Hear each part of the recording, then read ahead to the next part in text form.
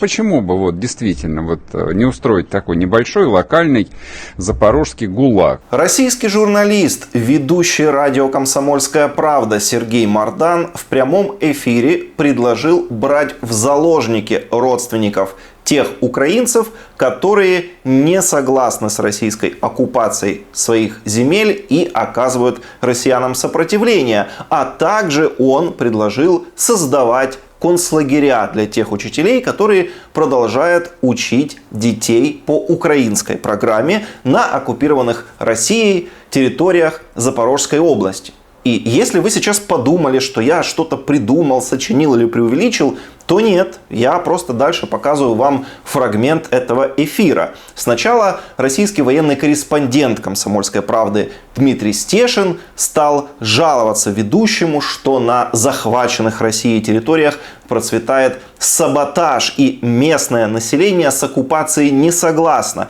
ненавидит российских захватчиков и не желает им подчиняться. Саботаж был на начальном периоде просто на всех уровнях. Глава там основного коммунального предприятия под названием «Чистота» уничтожил все электронные блоки управления. Техника уникальная, как ты понимаешь, запчастей. И в ответ на это ведущий Мардан пожалел, что российские военные не убили этого директора и членов его семьи.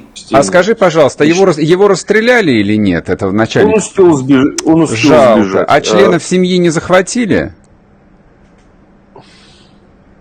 Тоже не успели, да?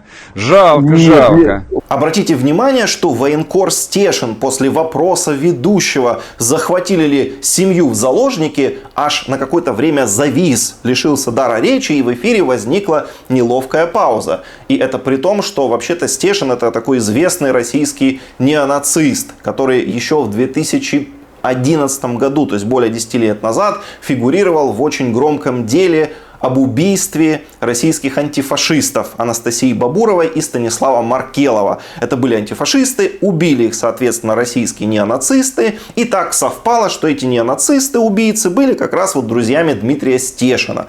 Стешина тогда не посудили, его там в качестве свидетеля по делу привлекали. Но после 2014 года он, как говорится, только развернулся. Он стал призывать к массовым убийствам украинских граждан, бомбардировкам украинских городов, поддержал войну. Но при всем при этом даже он офигел от такого людоедства и на какое-то время просто впал в ступор и не мог ничего сказать. Впрочем, достаточно быстро он пришел в себя, и дальше в том же эфире Стешин заявил, что следовало бы расстреливать украинских учителей, которые продолжают учить детей по украинской программе. То есть просто являются украинцами. Вся их вина в том, что они живут в Украине и учат детей украинскому языку. Самое главное, кого, не знаю, можно было бы расстрелять, как ты хочешь, это ситуация с 1 сентября. Половина учителей отказалась выходить на работу. И готовится, учить деток соловьиной мове, и истории своеобразной, государства Украины с помощью дистанционного обучения с 1 сентября. То есть даже российские пропагандисты признают, что население тех областей Украины, которые Россия захватила и грозится аннексировать, не принимает оккупантов, ненавидит российских захватчиков и не хочет с ними сотрудничать. Там живут украинцы, которые хотят жить в своей стране, изучать историю своей страны, язык своей страны. И уже только один этот факт вызывает бешенство у российских пропагандистов, абсолютно потерявших всяческий человеческий облик. Обратите внимание, что в их этих речах, диалогах уже даже не слышно, не упоминать ни о каком нацизме. Эта тема вообще ушла. Они предлагают карать украинцев просто за то, что они являются украинцами. То есть вся вина этих учителей, населения Запорожской области только в том, что они хотят изучать язык родной страны, хотят изучать историю родной страны. То есть их вина только в том, что они остаются украинцами. Хорошо, за деньги расстреливать, наверное, не стоит, а отнять у них кредитки, на которые они получают деньги, и заставить их сожрать, не знаю, выселить их из квартир, которые... что-нибудь такое, в духе нашего нашего старого доброго ГУЛАГа, например, а? Вот они ждут же ГУЛАГа, ну дайте им ГУЛАГа, например, чтобы шуба завернулась. Почему бы вот действительно вот не устроить такой небольшой локальный запорожский ГУЛАГ, аккуратненький такой в степи, вот под палящим солнцем для учителей, которые пока что еще не научились нашу прекрасную родину любить. Если бы это не говорили в эфире популярного российского радио известные российские журналисты, можно было бы подумать, что это какая-то пародия.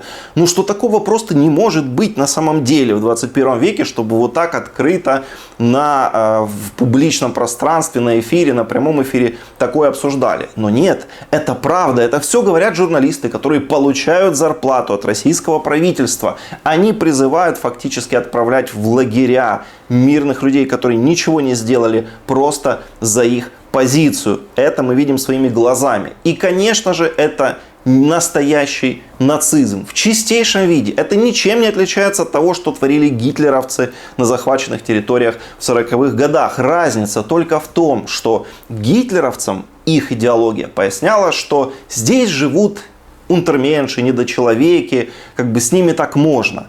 А российская пропаганда годами уверяла, что мы один народ, тут живут братья, украинцы это братья россиян. И теперь они предлагают этих братьев загонять в концлагеря, там мучить и истязать. То, что мы видим во всем мире, имеет только одно название. Это геноцид.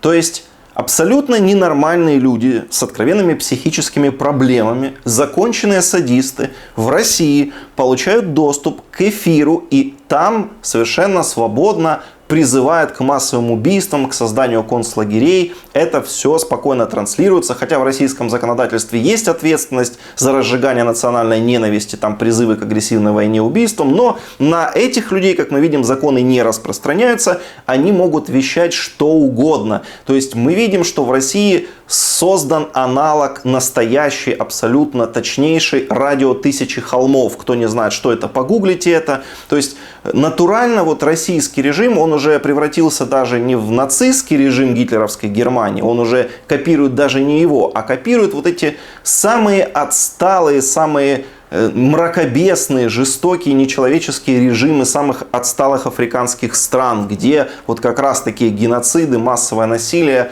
провозглашалось и совершенно открыто декларировалось и рекламировалось. Именно это сейчас происходит в Российской Федерации. Мы все это видим, мы все это фиксируем. Вот это видео нужно показывать в ООН, вот на весь мир, перевести на все языки, на какие только возможно, и везде транслировать, чтобы все знали, что Россия здесь на самом деле творит, что там за идеология и какие цели они на самом деле перед собой ставят и добиваются. Поделитесь этим видео, распространите его максимально, как только можете. И подпишитесь на канал.